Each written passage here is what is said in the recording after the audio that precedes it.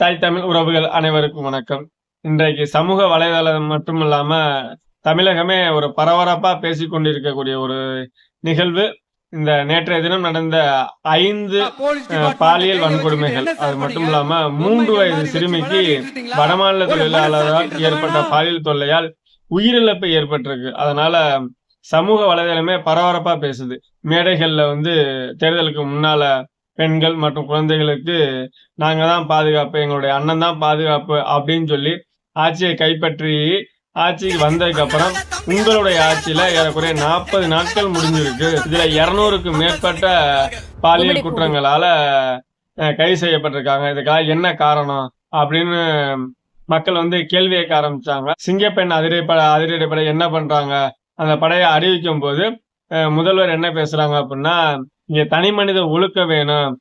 சமூகத்துல ஒவ்வொருத்தரும் தனி மனித ஒழுக்கத்தோட செயல்பட்டா மட்டும்தான் குற்றமில்லாத சமூகமா உருவாகும் அப்படின்றலாம் பேசுறாங்க. அது சரியான தகவல் தான். உங்களை சார்ந்த நிர்வாகிகளும் உங்களை சார்ந்த தொண்டர்களும் இந்த தனி மனித ஒழுக்கத்தோட இருக்காங்களா அப்படின்றத நீங்க தெளிவுபடுத்தணும்.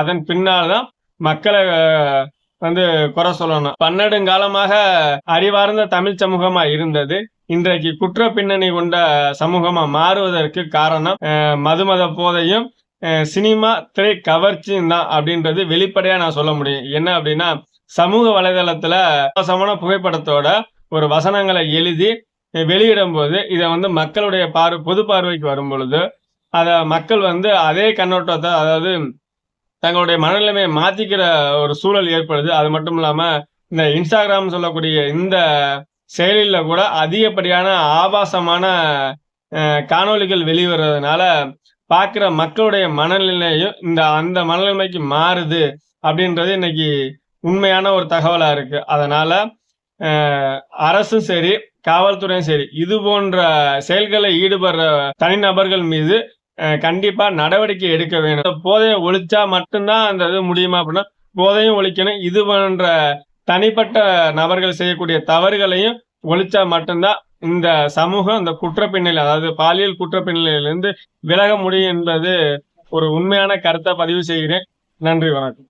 ஏண்டா இந்த விஜய தொட்டோம்